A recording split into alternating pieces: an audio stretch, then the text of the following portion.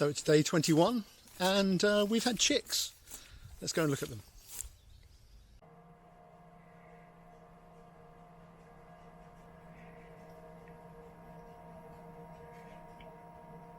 So this little guy's just hatched about 5 minutes ago. Interesting to note the humidity now. It's gone up to 80% because of all the moisture that was inside the egg.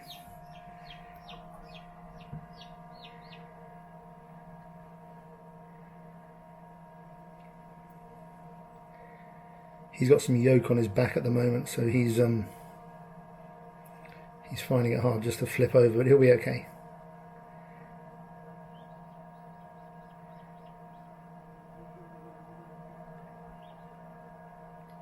So that's Ixworth number 1.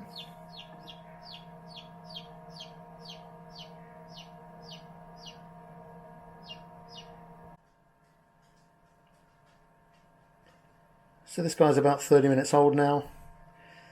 It's drying off nicely. He's got some yolk and shell stuck to his back, but that shouldn't be an issue. As long as he can move his wings and balance, then he should be fine. He's just having a sleep.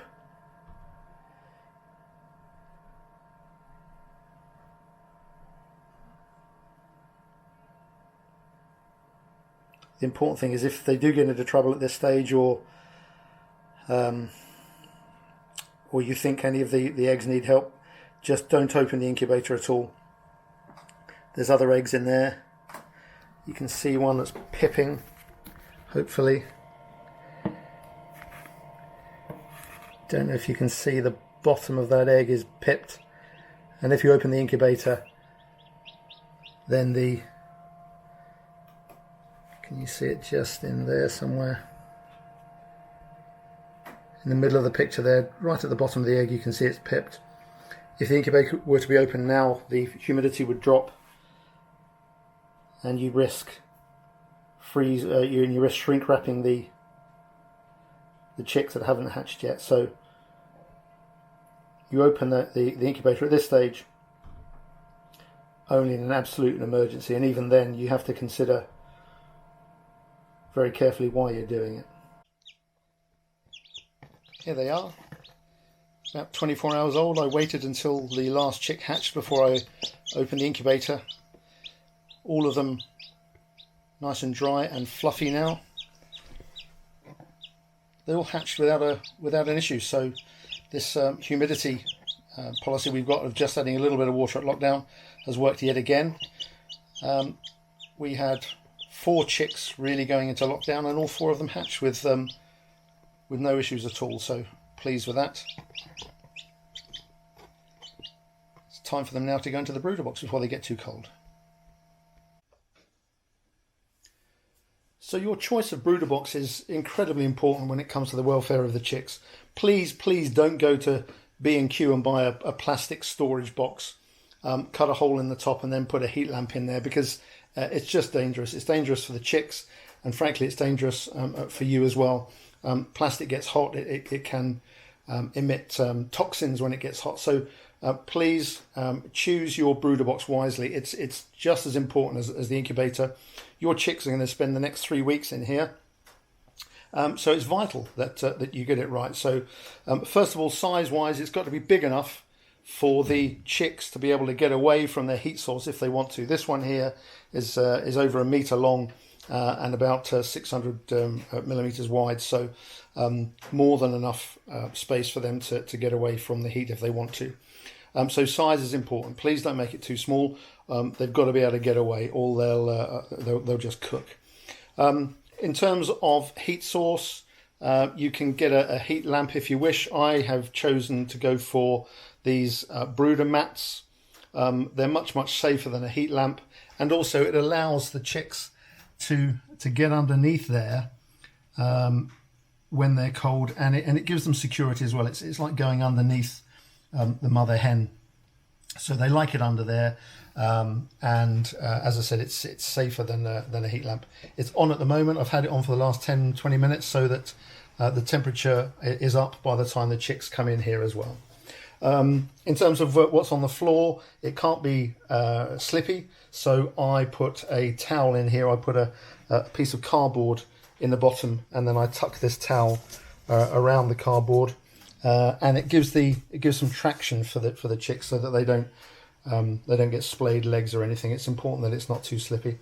Some people use puppy pads. It's great.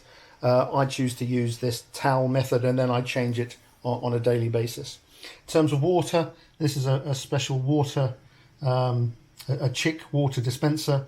It's not too deep. Make sure you don't have the water too deep. If you can't get one of these and you do have a bowl of water or something, then put some marbles in it, and that ensures that the chicks can't drown.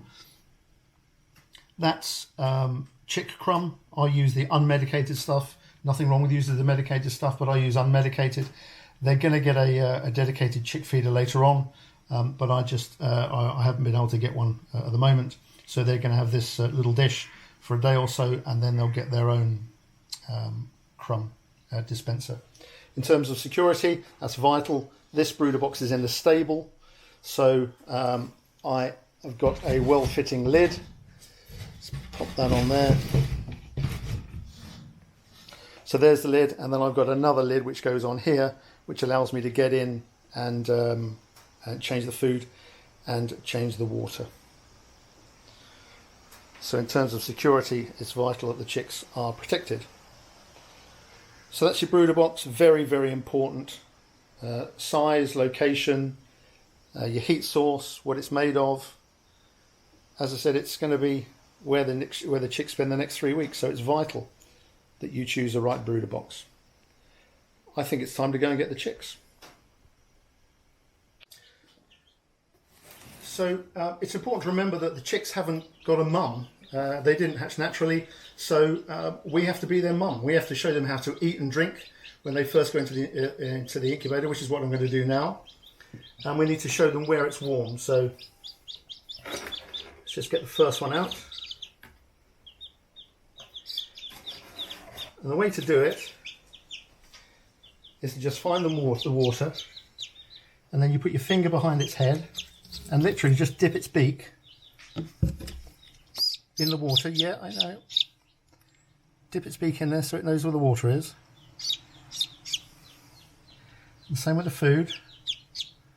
Remember, they're not going to be hungry yet. They've digested, or they've absorbed the yolk just before they hatch, so they're not going to be desperate for food or water yet. And now I'm going to show that it's where the heat is. So I'm going to put him under there, and hopefully it'll sense the heat.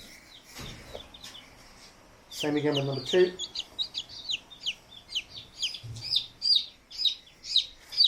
Finger behind the head, dip the beak in the water.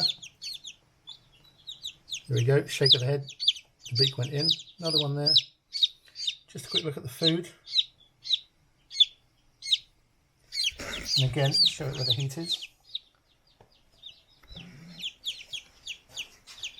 Come on there. And again. Dip the beak in the water. Show it where the food is. Show it where the heat is. These two have wandered off now, and I'm just going to put them back under the heat mat so that they know where the heat is. And last one. Same again. So that's it. We started off with 12 eggs in the post. Disappointingly, there were only 4 or 5 that were viable. But we went with it. We put them in the incubator. We decided to go for a dry, or rather a semi-dry hatch. So we only added water at lockdown on day 18. So we candled them at day 10. That's when we found out that most of them weren't viable. We candled them again at lockdown.